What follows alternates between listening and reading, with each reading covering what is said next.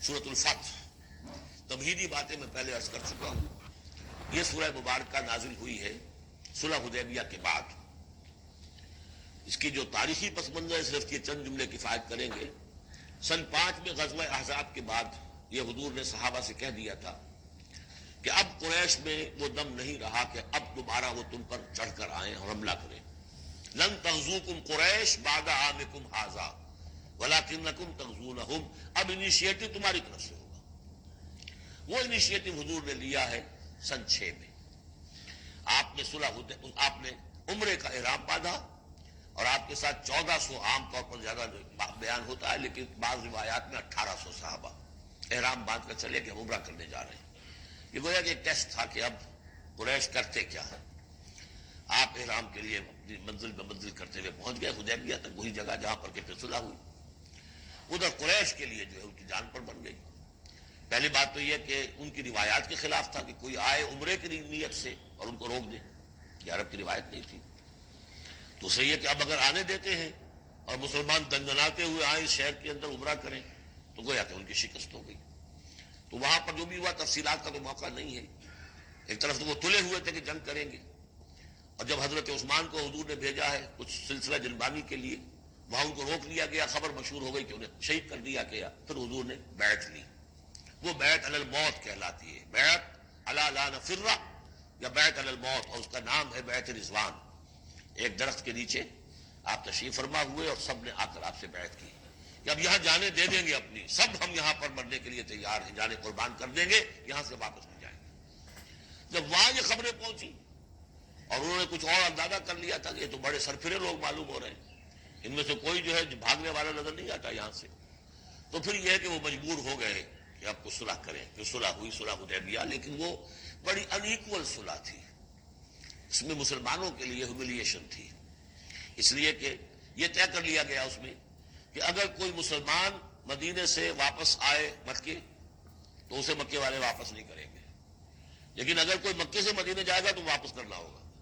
اور وہاں پر ہو بھی گیا. ابو جندل صحابی تھے جن کو کہ اسی نے جو کہ وہاں سے صلح کے لیے گشت و شریک کرنے کے لیے آیا تھا, سہیل بن عمرو, اس کا ہی بیٹا عین اس وقت وہ پہنچ گیا, لیکن صلح کے وہ کاغذات لکھے جا چکے تھے. اس نے معاملہ بچایا, مسلمانوں مجھے پھر عیسائیوں کے حوالے کر رہے.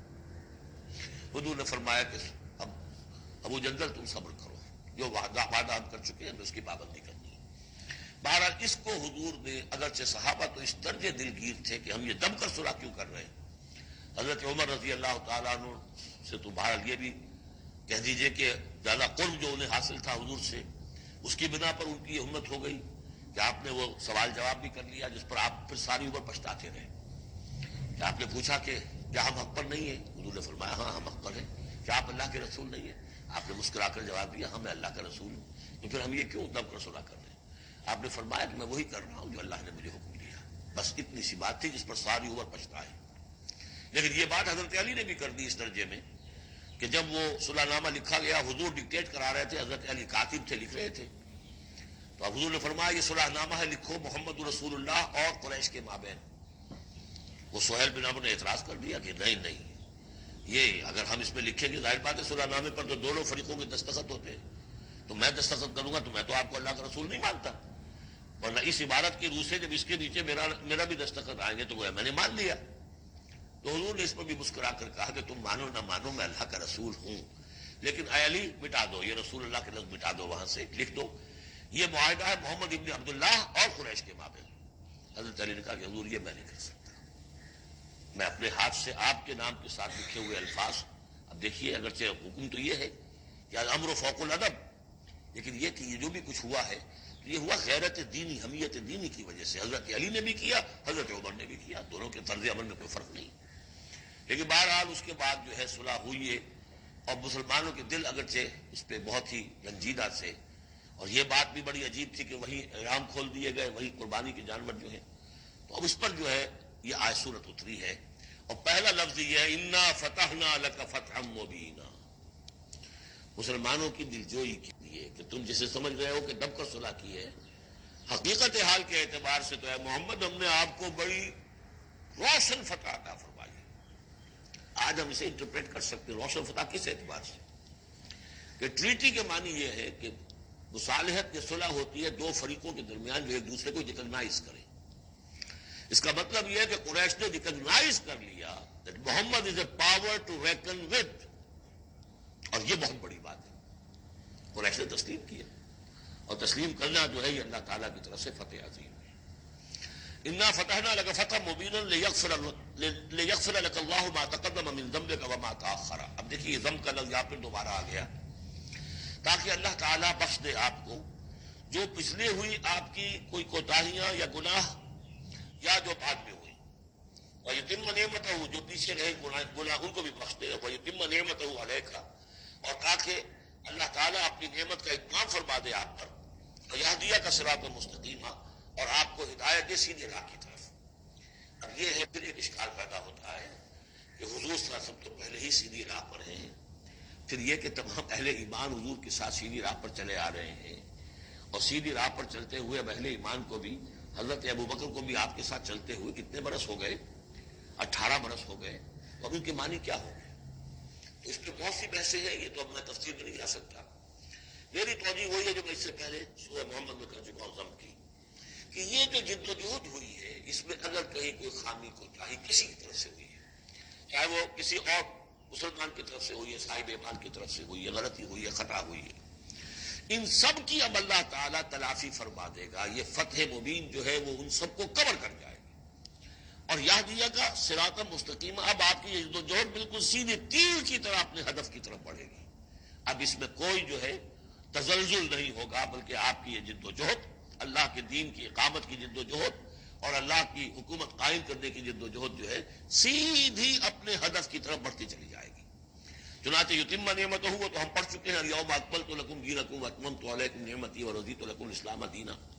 تو دین کا اتمام ایک تو اس شکل میں کہ قرآن میں دین مکمل ہو جائے، شریعت پوری ہو گئی، لیکن اس سے تکمیل نہیں ہوتی اس معنی میں جب تک اس کی ایک عملی ڈیمانسٹریشن بھی مکمل نہ ہو. عملی ڈیمانسٹریشن مکمل ہوتی ہے جب اللہ کی حکومت بالفعل قائم ہو جائے. تو اتمام نعمت جو ہے وہ صرف کتاب کے اندر اس شریعت کا پورا بیان ہو جانا اور نظام کا آ جانا، اس سے وہ اتمام تمام و کمال نہیں ہوتا جب تک کہ اس کی ایک نشانی، اس کا ایک نمونہ جو ہے، اس کی ایک صورت لوگوں کے سامنے نہ آ جائے، آئیڈیل فارم اس کی جو ہے وہ سامنے نہ آ جائے، اس کا نمونہ سامنے آ جائے. تو اس کے لیے ضروری ہے کہ اب یہ جد و جہد آپ کی جو ہے سیدھی اب تیز رفتاری کے ساتھ اپنے اصل ہدف یعنی اظہار دین لیظہرہ علی الدین کلہ. اور یہ آیت آ جائے گی اس سورہ مبارکہ کے آخر میں بھی کہ ہم نے بھیجا ہی آپ کو اے محمد اس لیے ہے کہ آپ اللہ کے دین کو غالب کریں. تو وہ اللہ کے دین کے غلبے کی جد و جہد اب تیر کی طرف سیدھی جائے گی. اللہ نے ساری اگلی پچھلی اگر کوئی اس میں کمیاں کوتاہیاں رہ گئی ہیں کسی کی طرف سے آپ کے ساتھیوں میں سے، ان سب کی تلافی کے لیے یہ فتح مبین آپ کو عطا کر دی. وَيَنْصُرَكَ اللَّهُ نَصْرًا عَزِيزًا، اور اللہ آپ کی مدد کرے گا ایسی مدد کہ جس کے لیے کوئی شکست نہ ہو، بڑی زبردست مدد. هُوَ الَّذِي أَنزَلَ السَّكِينَةَ فِي قُلُوبِ الْمُؤْمِنِينَ لِيَزْدَادُوا إِيمَانًا مَعَ إِيمَانِهِمْ. وہی ہے کہ جس نے اہل ایمان کے دلوں میں سکینت نازل کر دی تاکہ ان کے ایمان میں اور اضافہ ہو جائے، تاکہ وہ اور اضافہ کر لیں اپنے ایمان میں، جتنا ایمان ہے اس سے اور بڑھ کر. وَلِلَّهِ جُنُودُ السَّمَاوَاتِ وَالْأَرْضِ.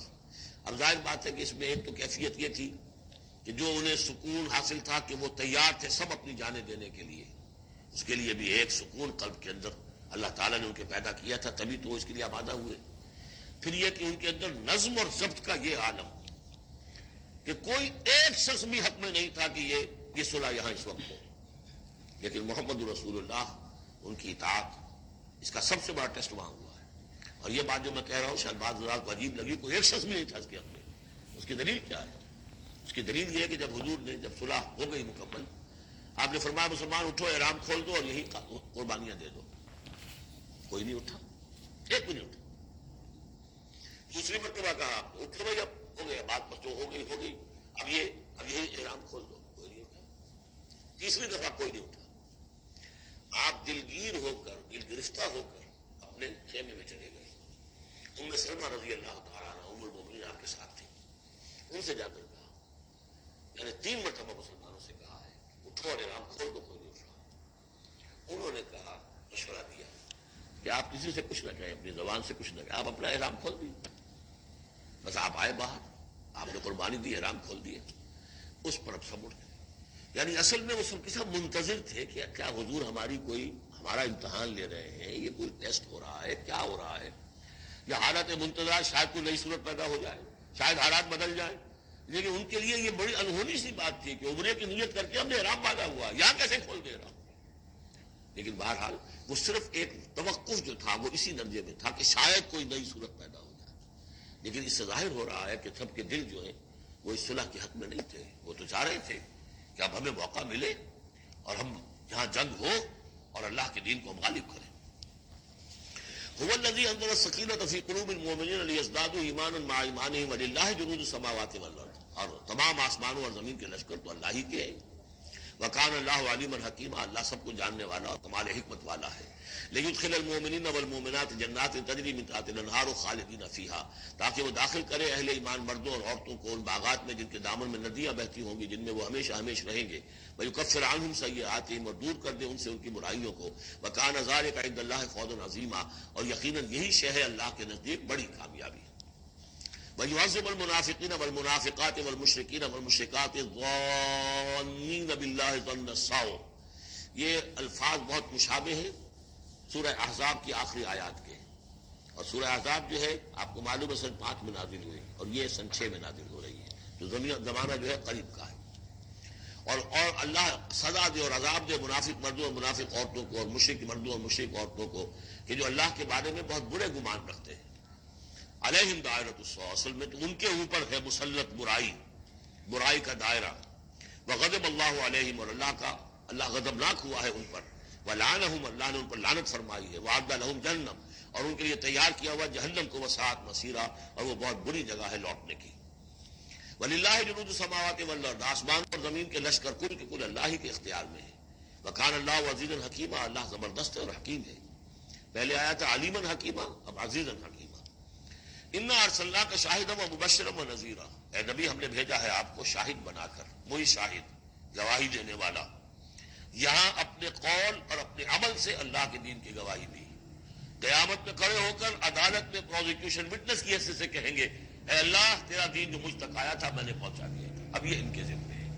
فکیف اذا جئنا من کل امۃ بشہید وجئنا بک علی ہؤلاء شہیدا، ہم نے آپ کو بھیجا ہے گواہ بنا کر اور بشارت دینے والا بنا کر اور خبردار کرنے والا بنا کر. لتؤمنوا باللہ ورسولہ، تاکہ اے مسلمانوں تم ایمان رکھو اللہ پر اور اس کے رسول پر. وتعزروہ وتوقروہ، اور اللہ کے رسول کی تو تم مدد بھی کرو اور ان کی تعظیم کرو، توقیر کرو. وتسبحوہ بکرۃ واصیلا، اور اللہ کی تم تسبیح کرو صبح شام. یہاں دیکھیے اس آیت میں لتؤمنوا باللہ ورسولہ، اللہ اور اس کے رسول دونوں پر ایمان رکھو. پھر رسول کے لیے وتعزروہ وتوقروہ، اور اللہ کے لیے وتسبحوہ بکرۃ واصیلا، اس کی تسبیح بیان کرو صبح شام. ان الذین یبایعونک انما یبایعون اللہ، یقیناً وہ لوگ جو اے نبی آپ سے بیعت کر رہے ہیں وہ حقیقت میں اللہ سے بیعت کر رہے ہیں. ید اللہ فوق ایدیہم، اللہ کا ہاتھ ان کے ہاتھوں کے اوپر ہے. فمن نکث فانما ینکث الی نفسہ، تو جو کوئی بھی اس بیعت کی خلاف ورزی کرے گا، اس کو توڑے گا، اس کا سارا وبال اسی کے اوپر ہوگا. ومن اوفی بما عاہد علیہ اللہ، اور جو پورا کر دے گا اس معاہدے کو جو اللہ سے کر رہا ہے، فسیؤتیہ اجرا عظیما، تو اللہ تعالیٰ اسے اجر عظیم عطا فرمائے گا. اس آیت کو اچھی طرح سمجھ لیجئے اور اس کا تعلق جوڑ لیجئے جو سورہ توبہ کی آیت نمبر 111 تھی.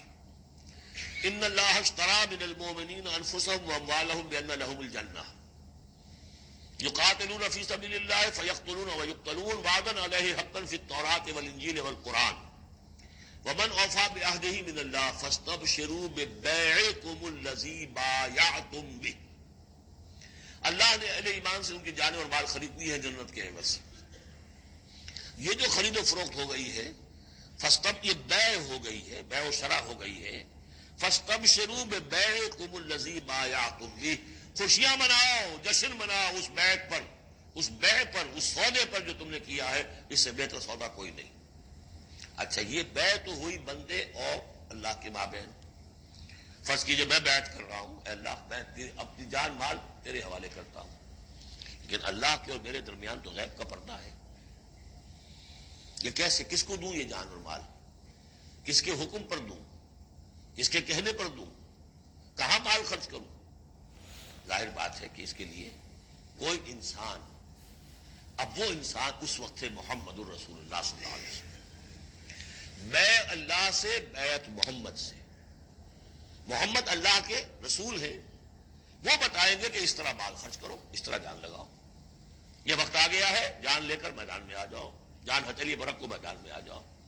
لہذا جو بیع اللہ سے ہوئی ہے، ان اللہ اشتری من المؤمنین انفسهم واموالهم بان لهم الجنہ، اس کے لیے بیعت محمد رسول اللہ سے ہو رہی ہے۔ اور یہ عرب میں رواج تھا کہ جب وہ کوئی سودا کرتے تھے پھر وہ مصافحہ کرتے تھے، ہاتھ ملاتے تھے، ہاتھ جب ملا لیا اب وہ جو سودا ہے پکا ہو گیا، اب پیچھے نہیں جا سکتے آپ۔ جب تک مصافحہ نہیں ہوتا اس وقت تک آدمی کوئی اس میں تبدیلی کر سکتا ہے، لیکن مصافحہ جو ہے وہ پختگی کے لیے۔ لہذا یہ بیعت اب محمد رسول اللہ سے ہو رہی ہے کہ ہم نے جو جان اللہ اور اپنی مال جو اللہ کے حوالے کی ہے اسے ہم خرچ کریں گے آپ کے کہنے کے مطابق، جو آپ حکم دیں گے، آپ کی مرضی ہے، آپ ہم سے جب چاہیں یہ جان اور مال حاصل ہے، جب چاہیں وصول فرما لیں گے۔ یہ بیعت ہے جو ہوئی ہے محمد رسول اللہ سے۔ اچھا، اس میں جو یہ فرمایا، چونکہ یہ تین فریق ہو گئے، اللہ، بیعت کرنے والا اور جس کے ہاتھ میں بیعت کی گئی، لہٰذا یہ ٹرائی پارٹائٹ ایگریمنٹ ہے، تین فریق ہیں اس کے۔ ایک ہے حضور کا ہاتھ، جس پر بیعت کرنے والے کا ہاتھ آ گیا۔ اللہ نے فرمایا ایک تیسرا ہاتھ بھی ہے، وہ تمہیں نظر نہیں آ رہا، ید اللہ فوق ایدیہم، اللہ کا ہاتھ ان کے ہاتھوں کے اوپر ہے۔ تو یہ تین ہاتھ ہیں در حقیقت اس بیعت کے اندر، اس بیعت کے اندر۔ ان الذین یبایعونک انما یبایعون اللہ، اصل میں تو بیع، اور بیعت جو ہو رہی ہے تو اللہ سے ہو رہی ہے۔ فاستبشروا ببیعکم الذی بایعتم بہ، باب مفاعلہ کے اندر بھی وہ آ گیا، تم نے جو باہمی یہ کیا ہے بیع و شراء کا معاملہ، اس میں خوشیاں مناؤ، وہی باب مفاعلہ ہے، وہ یبایعونک۔ ان الذین یبایعونک، اے نبی جو آپ سے یہ بیعت کر رہے ہیں، انما یبایعون اللہ، وہ اللہ سے بیعت کر رہے ہیں۔ ید اللہ فوق ایدیہم، اللہ کا ہاتھ ان کے ہاتھوں کے اوپر ہے۔ فمن نکث فانما ینکث علی نفسہ، تو جو کوئی بھی اب اس سے روگردانی کرے گا، اسے توڑے گا، اس کی خلاف ورزی کرے گا، اس کا وبال اسی پر آئے گا، آپ پر اس کا کوئی الزام نہیں۔ ومن اوفی بما عہد علیہ اللہ فسیؤتیہ اجرا عظیما، اور جو بھی پورا کر دے گا جس کا کہ اس نے وعدہ اللہ سے کیا ہے، یہ معاہدہ اللہ سے ہوا جان اور مال کا۔ اسی لیے سورہ احزاب میں آپ نے پڑھا تھا نا، من المؤمنین رجال صدقوا ما عہد اللہ علیہ فمنہم من قضی نحبہ ومنہم من ینتظر۔ اہل ایمان میں وہ جوان مرد ہیں جنہوں نے اپنا جو عہد کیا تھا اللہ سے وہ پورا کر دکھایا، سچا کر دیا۔ ان میں سے وہ بھی ہے جو اپنی نظر پیش کر چکے، اور وہ بھی ہے جو باقی منتظر ہیں ابھی کہ کب ہماری باری آئے۔ وبال دوش ہے سر جان ناتواں پہ، مگر لگا رکھا ہے تیرے خنجر و ثنا کے لیے، اے اللہ ہم لیے پھر رہے اس سر کو کہ کب تیری راہ میں کٹے اور ہم فارغ ہو جائیں، سمک دوش ہو جائیں، ہمارے کندھے سمک ہو جائیں، ہلکے ہو جائیں، سمک دوش، کندھا ہلکا ہو جائے۔ یہ سر کا بوجھ ہم لگائے ہوئے ہیں اپنے سر پر کہ کب تیری طرف سے حکم آئے ہم نے اپنے سر کٹوائیں اور ہم فارغ ہوں۔ اب اسی کو سمجھ لیجیے کہ حضور کے بعد یہ بیعت کس سے ہوگی؟ جو بھی کوئی داعی اللہ اب کھڑا ہو اللہ کے نام کے، نبی تو نہیں ہوگا، ہوگا امتی، اطاعت اس کی ہوگی، اللہ اور اس کے رسول کی اطاعت کے نیچے نیچے، اس کے دائرے کے اندر، مستقل بذات اطاعت اس کی نہیں ہوگی۔ لیکن یہ کہ بہرحال اب بھی ضرورت ہوگی کہ کوئی جماعت ہو، کوئی جمعیت ہو، کوئی طاقت ہو، ایک فرد سے جو ہے اکیلا چنا پھاڑ نہیں پھوڑ سکتا۔ دین کو غالب کرنے کی جد و جہد، عقیم الدین جو ہم پڑھائے ہیں، یہ پورا سلسلہ جو ہے مکی صورتوں کا جو ان مدنی صورتوں کے ساتھ منسلک ہے، توحید عملی، اقامت دین، اور جو اس صورت کے اندر آ جائے گا لیظہرہ علی الدین کلہ، اس کے لیے جماعت چاہیے، جمعیت چاہیے۔ تو اب بھی کوئی اللہ کا بندہ ہوگا، آپ اسے ٹھوک بجا کر دیکھ لیں، اطمینان دیکھیں، سوچ دیکھیں اس کی رائے کیا ہے، وہ کیا سمجھتا ہے، اگر وہ دین سے بھی واقف ہے، اگر وہ یہ کہ زمانے کے حالات سے بھی واقف ہے، اس کی شخصیت کو دیکھیے، اس کے ماحول کو دیکھیے، اگر آپ کا دل گواہی دے کہ یہ کوئی بہروپیہ نہیں ہے، یہ واقعتاً سنسیئر آدمی ہے، خلوص کے ساتھ اس کے ہاتھ میں ہاتھ دے کر بیٹھ کے ساتھ چلیے۔ یہی طریقہ مسنون اور منصوص ہے، یہی ایک طریقہ ہے جس کا قرآن مجید میں ہے۔ نصوص کسے کہتے ہیں؟ نصوص قرآنی، نصوص حدیث، حدیث میں بھی ذکر ہے تو بیعت کا ہے۔ باقی اور کوئی طریقہ جماعت سازی کا مسنون نہیں ہے۔ مباح وہ بھی ہے، جو بھی طریقہ اختیار کر لیا مباح ہے، حرام نہیں ہے۔ ممبرشپ ہے، ممبرشپ سے پھر امیر کا منتخب کرنا ہے 2 سال 4 سال کے بعد پھر انتخاب، ٹھیک ہے، کوئی شے حرام نہیں ہے جب تک کہ اس کی حرمت کے لیے کوئی دلیل نہ ہو۔ لیکن مسنون اور منصوص اور معصور، تین الفاظ۔ نصوص قرآن و سنت میں جس کا تذکرہ ہے وہ بیعت ہے۔ جو مسنون ہے پوری زندگی حضور کی جو ہے اس میں کتنی بیعتیں ہوئی ہیں، بیعت عقبہ اولیٰ، بیعت عقبہ ثانیہ، بیعت رضوان، اور پھر یہ کہ نحن الذین بایعوا محمدا علی الجہاد ما بقینا ابدا. جب غزوہ احزاب میں جب وہ خندق کھودی جا رہی تھی تو یہ شعر پڑھ رہے تھے صحابہ کرام، ہم ہیں وہ لوگ کہ جنہوں نے محمد سے بیعت کی ہے، جہاد کی، اب یہ جہاد جاری رہے گا جب تک جان میں جان ہے. یہ ہے ساری زندگی میں آپ کی بیعت کا نظام تھا. اس کے بعد خلافت ہوئی تو بیعت پر ہوئی، حضرت ابو بکر سے بیعت، عمر سے بیعت، مشورہ علیحدہ بات ہے. جب طے ہو گیا کہ اب یہ ہو گیا تو بیعت. پھر خلافت میں کچھ غلط رخ پیدا ہو رہا تھا. حضرت حسین رضی اللہ تعالی عنہ اور حضرت عبداللہ ابن زبیر رضی اللہ تعالیٰ عنہما یہ کھڑے ہوئے، انہوں نے جمعیت بنائی، بیعت کی بنیاد پر بنائی. یہ دوسری بات ہے کہ جو کوفی تھے انہوں نے جو بیعت کی تھی حضرت حسین سے وہ توڑ دی انہوں نے. فمن نکث فإنما ينكث على نفسه. اس کے بعد ہمارے ہاں اگر کوئی سلسلہ بنا ہے ارشاد کا، تزکیہ نفس کا، صوفیاء کا، وہ بھی بیعت. بادشاہ ہوتے تھے تو بیعت. پچھلی صدی میں جتنے جہاد ہوئے، ہمارے ہاں سب سے بڑا جہاد ہوا پچھلی صدی کا، 19ویں صدی عیسوی کا، سید احمد بریلوی رحمۃ اللہ علیہ اور شاہ اسماعیل شہید رحمۃ اللہ علیہ، ان لوگوں کا جو بیعت کی بنیاد پر جماعت تھی، کوئی اور بنیاد جماعت سازی کی نہیں تھی. مہدی سوڈانی نے جہاد کیا انگریزوں کے خلاف، بیعت کی بنیاد پر. سلوسی نے جہاد کیا اطالویوں کے خلاف، بیعت کی بنیاد پر. تو یہ بیعت کا لفظ جو یہاں آیا ہے اس کو اچھی طرح سمجھ لیجیے. یہ جان لیجئے کہ یہ جو دوسرا رکوع ہے اس سورہ مبارکہ کا، اور اس کے بعد تیسرا رکوع اور چوتھا رکوع جو ہے، ان میں بھی تقدیم و تاخیر ہے. یہ جو پہلے رکوع کا مضمون ہے یہ جا کر ملے گا اب تیسرے کے ساتھ، اور بعد میں یہ نازل ہوا ہے کہ یہ جو دوسرے رکوع میں آیتیں آ رہی ہیں. سَيَقُولُ لَكَ الْمُخَلَّفُونَ مِنَ الْأَعْرَابِ شَغَلَتْنَا أَمْوَالُنَا وَأَهْلُونَا. جب حضور واپس پہنچ گئے اور یہ غزوہ جو بیعت رضوان ہو گئی اور پھر صلح حدیبیہ ہو گئی، پھر آپ واپس پہنچے تو جاتے ہوئے گویا کہ ان سے کہا جا رہا ہے حضور سے، جیسے کہ غزوہ تبوک سے واپسی پر جو آیات نازل ہوئی وہ ہم سورہ توبہ میں پڑھ چکے ہیں. ان قریب کہیں گے وہ لوگ جو پیچھے رہ جانے والے تھے، من الاعراب، اعراب میں سے، شغلتنا اموالنا واہلونا. حضور نے عام اعلان کروایا تھا، فرض نہیں تھا، سب کے لیے لازم نہیں تھا. عمرے کے لیے چلنے کے لیے کہا تھا چلے، جتنے لوگ چل سکتے ہیں چلیں.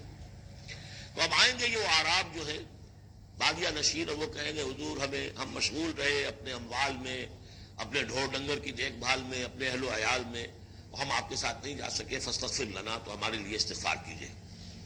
یقولون بألسنتہم ما لیس فی قلوبہم. یہ لوگ اپنے منہ سے وہ کچھ کہہ رہے ہیں اپنی زبانوں سے، ان کے دلوں میں نہیں ہے، دلوں میں کچھ اور ہے. یہ منافقوں کا تذکرہ ہو رہا ہے اعراب میں سے. قل فمن یملک لکم من اللہ شیئا ان اراد بکم ضرا او اراد بکم نفعا. ان سے کہیے کہ اگر اللہ تعالیٰ نے تمہارے لیے کوئی بھی اگر ضرر کا فیصلہ کیا تھا تو، اور اگر خیر کا فیصلہ کیا تھا تو کون سی چیز روک سکتی ہے؟ من یملک لکم من اللہ شیئا. کون ہے وہ کہ جو اختیار رکھتا ہو تمہارے بارے میں اللہ کی طرف سے کچھ بھی، اگر اس نے ارادہ کیا ہو ضرر کا. یعنی اگر کوئی خرابی ہونی تھی تو کیا تمہارے یہاں ہونے کی وجہ سے رک جانی تھی؟ یا اگر خیر کوئی آنا تھا تو تمہاری غیر موجودگی میں نہیں آ سکتا تھا؟ یعنی پیچھے رہ جانا چاہیے ماندار، کیوں رہ گئے؟ اگر کوئی خیر آنا تھا تو تمہاری غیر موجودگی میں بھی آ سکتا ہے، کوئی شر آنا تھا وہ تمہاری موجودگی میں بھی آ سکتا ہے. تو جب تمہاری موجودگی اور ناموجودگی اللہ کے اعتبار سے تو بالکل برابر ہے، تو تمہارا یہ بہانہ تراشنا جو ہے یہ صحیح نہیں ہے. بل کان اللہ بما تعملون خبیرا. بلکہ تم جو کچھ کرتے رہے ہو اللہ اس سے باخبر ہے. وہ کیا ہے؟ ان کے دل کی بات اللہ تعالیٰ، ان کے دل میں جو چوٹ تھا. بل ظننتم، تمہیں یہ گمان ہو گیا تھا، ان لن ينقلب الرسول والمؤمنون الى اهلهم ابدا. ان کو یہ گمان ہوا کہ ان کا تو معلوم ہوتا ہے کہ واقعتاً کوئی دماغ خراب ہو گیا مسلمانوں کا. قریش پر چڑھائی کر کے جا رہے ہیں، قریش. یہ تو سمجھیے کہ ان کے لیے ابھی تک عرب میں جو ان کی حیثیت تھی قریش کی، وہ سمجھتے تھے کہ اب تو یہ موت کے منہ میں جا رہے ہیں، اب یہ واپس ان میں سے کوئی آنے والا نہیں ہے. بل ظننتم، تم نے یہ گمان کیا تھا، ان لن ينقلب الرسول والمؤمنون الى اهلهم ابدا، کہ اب واپس آئیں گے ہی نہیں رسول اور اہل ایمان اپنے گھر والوں کی طرف. وزین ذلك في قلوبكم، اور یہ تمہارے دلوں میں کھما دی گئی بات. وظننتم ظن السوء، اور تم نے بہت برا گمان کیا. وکنتم قوما بورا، اور تم ہو ہی تباہ ہونے والے لوگ. یہ منافقین اعراب کا تذکرہ ہو رہا ہے، اور یہ کب ہو رہا ہے؟ سن 6 میں. سن 2 کے اندر جو معاملہ تھا وہ بھی ہم دیکھ چکے ہیں، وہ جو سورہ محمد کے اندر آیا معاملہ، جبکہ ابھی یہ مرحلہ شروع ہو رہا تھا، ابھی قتال کا سلسلہ شروع ہونے والا تھا. اس وقت بھی ان کے دلوں میں صلح جوئی امن سے کام کرو، صلح سے کام کرو. یہ خامخواہ جو ہے یہ اس طرح کی مہم جوئی مناسب نہیں ہے. اس وقت ان کا یہ خیال تھا. وَمَن لَّمْ يُؤْمِن بِاللَّهِ وَرَسُولِهِ فَإِنَّا أَعْتَدْنَا لِلْكَافِرِينَ سَعِيرًا. اور جو کوئی اللہ اور اس کے رسول پر ایمان نہ رکھے تو اللہ تعالیٰ نے ایسے کافروں کے لیے تو جہنم تیار کر رکھی ہے. وَلِلَّهِ مُلْكُ السَّمَاوَاتِ وَالْأَرْضِ يَغْفِرُ لِمَن يَشَاءُ. اور اللہ آسمانوں اور زمین کی بادشاہی اللہ ہی کے لیے ہے. وہ بخشتا ہے جس کو چاہتا ہے. وَيُعَذِّبُ مَن يَشَاءُ. اور عذاب دے گا جس کو چاہے گا. وَكَانَ اللَّهُ غَفُورًا رَحِيمًا. اور اللہ تعالیٰ غفور الرحیم ہے. سَيَقُولُ الْمُخَلَّفُونَ إِذَا انطَلَقْتُمْ إِلَىٰ مَغَانِمَ لِتَأْخُذُوهَا. اب یہ نوٹ کر لیجئے تاریخی اعتبار سے کہ اس کے فوراً بعد جو ہے اگلے ہی سال حضور نے، اب جب کہ قریش سے صلح ہو گئی تو آپ یکسو ہو گئے، ادھر سے کوئی حملہ اب نہیں ہوگا، تو آپ نے اپنی پوری طاقت لے کر خیبر پر حملہ کیا جو گڑھ بن گیا تھا یہودیوں کا. جو بنو قینقاع اور بنو نذیر نکالے گئے تھے، جا کے وہیں آباد ہو گئے تھے. پہلے سے بھی وہاں پر وہ بڑا گڑھ تھا، ان کے بڑے قلعے تھے، بڑے یعنی فورٹیفائڈ. اور وہاں پر سارا وہ اب حضور نے ان کی جو ہے سرکوبی کی. جب حضور خیبر کی طرف جا رہے تھے اب ان کا ہم بھی چلتے ہیں آپ کے ساتھ، اس لیے انہیں یقین تھا کہ فتح ہوگی اور مال غنیمت آئے گا. سیقول المخلفون اذا انطلقتم الى مغانم. اور اے مسلمانوں جب تم اب جاؤ گے غنیمت حاصل کرنے کے لیے، یعنی اب جو غزوہ خیبر کی طرف جب پیش قدمی کرو گے تو یہی لوگ جو پہلے پیچھے رہ گئے تھے وہ یہ کہیں گے ضرور نتبعکم، ہم بھی آپ کے ساتھ چلیں، اجازت دیجیے. یریدون ان یبدلوا کلام اللہ. یہ اللہ کے کلام کو بدل دینا چاہتے ہیں.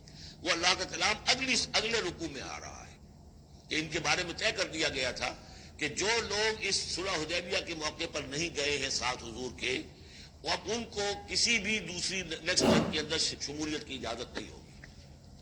وہ آگے آ رہا ہے، اس لیے اس کے سمجھنے میں تھوڑی سی دقت ہوتی ہے، لیکن سمجھ لیجئے کہ وہ آگے ہے. اسی لیے تقدیم و تاخیر کی میں نے بات آپ سے کی تھی. یریدون یبدلوا کلام اللہ، یہ چاہتے ہیں کہ اللہ کے کلام کو تبدیل کر دیں، اللہ کے حکم کو بدل دیں. ولن تتبعونا، کہہ دیجئے کہ نہیں اب تم ہمارے ساتھ نہیں جاؤ گے. کذالکم قال اللہ من قبل، یہ بات اللہ تعالیٰ پہلے ہی کہہ چکا ہے پہلے، اور اس صورت میں آ رہا ہے ذرا بعد میں. فسیقولون بل تحسدوننا، وہ کہیں گے یہ تو آپ لوگ حسد کر رہے ہیں ہم سے، آپ ہمیں ساتھ میں لے جانا چاہتے ہیں جبکہ ہمیں اندازہ ہے کہ وہاں پہ غنیمتیں ملیں گی. بل کانوا لا یفقہون الا قلیلا، حقیقت یہ ہے کہ یہ فہم ہی نہیں رکھتے، تفقہ ہی نہیں رکھتے مگر بہت ہی تھوڑی. قل للمخلفین من الاعراب، یہ جو لوگ رہ گئے تھے پیچھے، یہ بدو لوگ، ان سے کہہ دیجئے ستدعون الی قوم اولی باس شدید، ان قریب پھر تمہیں بلایا جائے گا ایک ایسی قوم کی طرف، ایسے قوم کے مقابلے کی طرف جو بڑی طاقت والی ہوگی. تو قاتلونہم او یسلمون، یا تم ان سے قتال کرو گے یا وہ مسلمان ہوں گے اور یا وہ اطاعت قبول کریں گے. اس سے ہے اشارہ در حقیقت جو نیا سلسلہ جنگوں کا اب شروع ہونے والا تھا، اور وہ تھا سلطنت روما کے خلاف غزوہ موتا. اب اندرون ملک عرب کا معاملہ جو تھا وہ ختم ہوا. اب تو اصل جو معاملہ پیش آنا ہے وہ انقلاب محمدی کا بین الاقوامی مرحلہ ہے، تصدیر الانقلاب، انقلاب کو اب آگے ایکسپورٹ کرنا ہے. اور اب ٹکراؤ ہونے والا ہے جس کی پیشگی خبر دی جا رہی ہے سلطنت روما کے ساتھ، جہاں سٹینڈنگ آرمیز تھی لاکھوں کی. یہ رومن لیجنز مشہور ہے تاریخ کے اندر، لڑتے آہن اور ٹرینڈ. تو اب تمہیں بلایا جائے گا اس وقت، پھر تمہیں ایک موقع دے دیا جائے گا. ستدعون الی قوم اولی باس شدید تقاتلونہم او یسلمون. اور یہ اصل میں تین چیزیں آ گئی وہی کہ اب جو بھی اس عرب سے باہر جو معاملہ ہوا ہے، یا تو وہ اسلام لے آئے یا وہ اطاعت قبول کر لیں. یہ دونوں یسلمون میں شکلیں ہو جائیں گی، اطاعت قبول کر لیں گے اسلام لے آئے یا پھر جنگ ہوگی. فَإِن تُطِيعُوا يُؤْتِكُمُ اللَّهُ أَجْرًا عَظِيمًا، اگر اس وقت تم اطاعت کرو گے اللہ کے رسول کی، ان کے ساتھ جاؤ گے تو اللہ تعالیٰ جو ہے تمہیں اجر حسنہ دے گا. وَإِن تَتَوَلَّوْا كَمَا تَوَلَّيْتُم مِّن قَبْلُ، اور اگر تمہیں اسی طرح پیٹ دکھا دی جیسے کہ پہلے پیٹ دکھائی تھی، يُعَذِّبْكُمْ عَذَابًا أَلِيمًا، تو اللہ تعالیٰ عذاب علیم دے گا تمہیں. لَيْسَ عَلَى الْأَعْمَىٰ حَرَجٌ، اگر کوئی اندھا ہے تو اس پر کوئی الزام نہیں ہے، کوئی تنگی نہیں ہے، وہ اگر نہیں گیا کوئی بات نہیں. وَلَا عَلَى الْأَعْرَجِ حَرَجٌ، کوئی لنگڑا ہے تو اس کے لیے بھی نہیں ہے. وَلَا عَلَى الْمَرِيضِ حَرَجٌ، اسی طریقے سے کوئی بیمار ہے تو اس پر بھی کوئی اس کی پاس کچھ نہیں ہے. وَمَن يُطِعِ اللَّهَ وَرَسُولَهُ يُدْخِلْهُ جَنَّاتٍ تَجْرِي مِن تَحْتِهَا الْأَنْهَارُ، اور جو اللہ تعالیٰ اور اس کے رسول کی اطاعت کرے گا اللہ تعالیٰ اس کو داخل کرے گا ان باغات میں جن کے دامن میں ندیاں بہتی ہوں گی. وَمَن يَتَوَلَّىٰ، اور جو کوئی پلٹ جائے پیٹھ موڑ لے، يُعَذِّبْهُ عَذَابًا أَلِيمًا، اللہ تعالیٰ اسے عذاب علیم دردناک عذاب دے گا. اب اس کے بعد یہ پہلے رکوع والا مضمون جو بیعت کا مضمون چل رہا تھا وہی بیعت کا مضمون اب آگے یہاں چل رہا ہے. یہ بیچ والا جو ہے دوسرے رکوع کا مضمون یہ اس کے بعد کا تھا، پہلے آ گیا۔ وہاں جو فرمایا تھا کہ ان الذین یبایعونک انما یبایعون اللہ، اب آگے چلیے، لقد رضی اللہ عن المؤمنین اذ یبایعونک تحت الشجرہ، اللہ راضی ہو گیا ان اہل ایمان سے جو آپ سے بیعت کر رہے تھے درخت کے نیچے۔ فعلم ما فی قلوبہم، تو اللہ تعالیٰ کے علم میں ہے جو کچھ ان کے دلوں میں تھا، اور اس وقت تو ذوق شہادت اور جوش جہاد تھا، ابھی وہ صلح کی بات تو ہوئی نہیں، وہ تو بیعت کر کے بولنے کی بات ہوئی ہے۔ فانزل السکینۃ علیہم، اللہ نے ان پر سکینت، سکون، اطمینان نازل کر دیا۔ واصابہم فتحا قریبا، اور انہیں فتح دے دی بہت قریب، وہ فتح قریب ہوئی ہے، انا فتحنا لک فتحا مبینا، اس صلح کو کہا گیا کہ فوری طور پر انہیں فتح مل گئی۔ ومغانم کثیرۃ یاخذونہا، اور بہت سی غنیمتیں ہیں جو جو لیں گے، حاصل کریں گے۔ وکان اللہ عزیزا حکیما، اور اللہ تعالیٰ زبردست ہے، حکمت والا۔ وعدکم اللہ مغانم کثیرۃ تاخذونہا، اے مسلمانوں اللہ کا تم سے وعدہ ہے بہت سی غنیمتیں تمہیں ملیں گی۔ فعجل لکم ہذہ، یہ تو تمہیں نقد دے دی ہے، فوری طور پر دے دی ہے یہ فتح جو تمہیں مل گئی ہے۔ وکف ایدی الناس عنکم، اور اللہ تعالیٰ نے روک لیا لوگوں کے ہاتھوں کو تم سے، لتکون آیۃ للمؤمنین، تاکہ یہ اہل ایمان کے لیے ایک نشانی بن جائے۔ وَيَهْدِيَكُمْ صِرَاطًا مُسْتَقِيمًا، اور اللہ تعالیٰ تمہاری رہنمائی فرمائے سیدھے راستے کی طرف، یعنی اب تمہاری جد و جہد جو ہے وہ تیر کی طرح سیدھی کامیابی کے آخری مراحل تک پہنچ جائے۔ بارک اللہ لی ولکم فی القرآن العظیم ونفعنی وإیاکم بالآیات والذکر الحکیم۔